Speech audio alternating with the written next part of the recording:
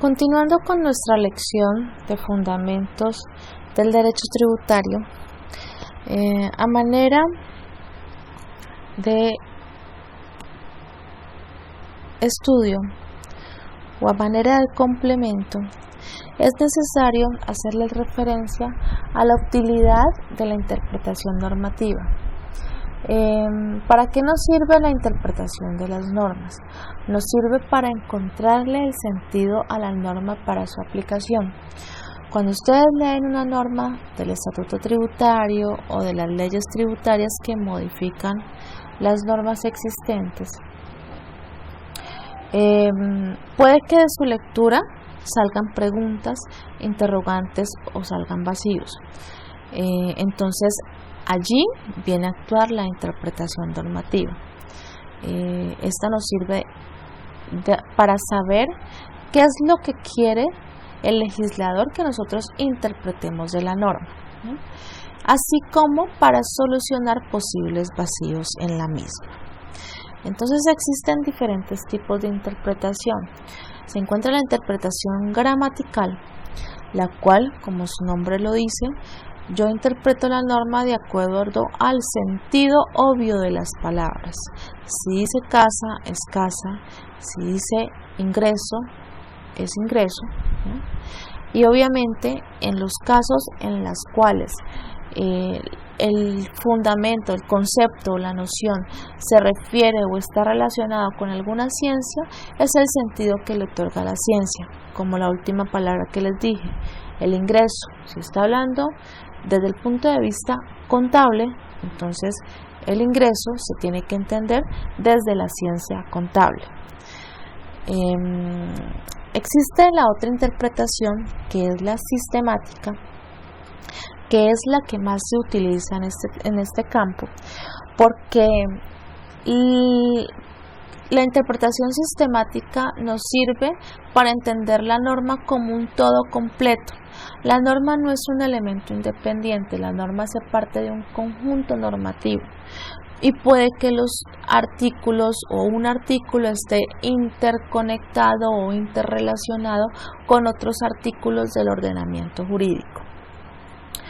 Por lo tanto, cuando ustedes revisen, por ejemplo, su estatuto tributario, ustedes van a encontrar en muchos libros algo que dice concordancias y los va a llegar a otro artículo. ¿Qué quiere decir? Que ese artículo tienes que interpretarlo junto con el otro artículo que te indica la norma. Muchas veces la interpretación sistemática no te dan los textos, la interpretación sistemática te lo da el conocimiento del sistema normativo. Por lo tanto, es importante nuestro tema siguiente, que es conocer la estructura de los impuestos en Colombia y cómo están reglamentados en nuestro sistema tributario. Y la otra, que es la última, es la interpretación histórica. Últimamente se ha utilizado esa interpretación más que todo cuando se resuelven situaciones o cuando se resuelven discusiones jurídicas ante los tribunales.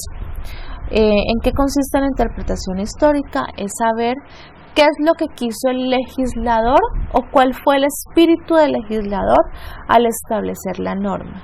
Y ese espíritu del legislador se encuentra siempre en la exposición de motivos. Por lo tanto, para aprendizaje, cuando ustedes vayan a analizar la norma, además del texto normativo, además del conjunto de normas al cual pertenece ese artículo, tienen que revisar la exposición de motivos de la ley para poder interpretar qué es lo que quiso el legislador para establecer cualquier modificación. Si se pueden unir las tres, es la mejor forma de interpretación, porque uno tiene un contexto o un contexto más amplio del significado de la norma.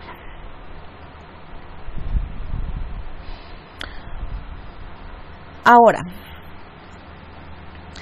teniendo claro la interpretación normativa, los principios de derecho tributario, nos queda definir ¿Qué relación tiene el contribuyente con el Estado? El Estado se encarga de establecer los impuestos mediante las normas, pero la situación es cuál es mi posición como contribuyente en el derecho fiscal. Entonces, para eso surge lo que llamamos nosotros la relación jurídico-tributaria. En sí, nosotros como contribuyentes tenemos unas obligaciones, pero nuestra obligación no es solamente de pagar impuestos, también debemos cumplir ciertos otros deberes, como el deber formal de declarar, el deber formal de informar exógena, o el deber de abstenerme de hacer actos que vayan en contra del sistema tributario o de los principios tributarios. Entonces, como es un conjunto de obligaciones que no se puede definir si es una obligación de dar o hacer o no hacer, porque las involucra todas, por eso se llama una relación jurídico-tributaria. Entonces, nosotros como contribuyentes con el Estado tenemos una relación jurídico-tributaria entre la cual existen diversas obligaciones. Dentro de esa relación jurídico-tributaria existen varios elementos, que son los que van a definir posteriormente los elementos del tributo.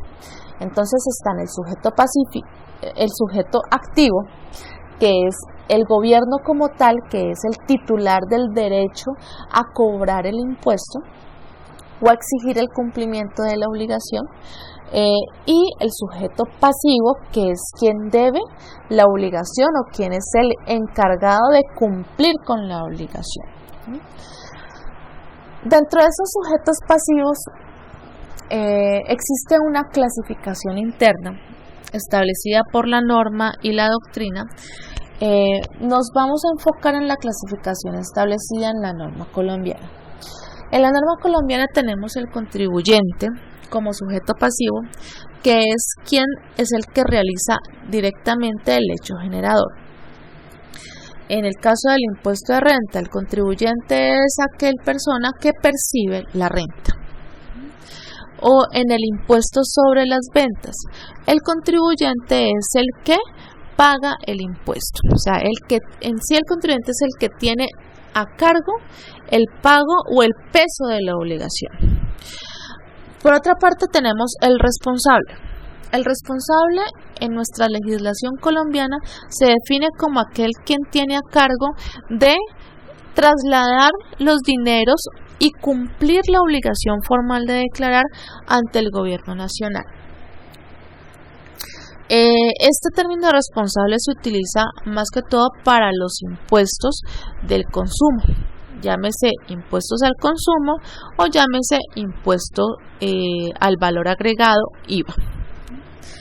Existen los otros sujetos pasivos, que son los agentes de retención, que como su nombre lo dice, son aquellas personas encargadas de practicar retenciones en la fuente, es decir, recaudar anticipadamente el impuesto. Y en la otra clasificación están los deudores solidarios, que son aquellos que son los encargados de pagar el impuesto cuando el contribuyente inicial o cuando el contribuyente directo omite la obligación de declarar y o pagar. En nuestro ordenamiento jurídico, los deudores solidarios están establecidos en el artículo 828 y siguientes, ¿ya? Y para el caso en concreto, los deudores solidarios en el caso de las sociedades son los socios de las sociedades limitadas o colectiva o las sociedades de hecho. En las cooperativas son los miembros de la junta directiva, y en las sociedades anónimas no existen deudores solidarios. Cuando hablo de sociedades anónimas, debe entenderse que son todas las sociedades que son por acciones. Eso incluye la sociedad por acciones simplificada y la sociedad en comandita por acciones.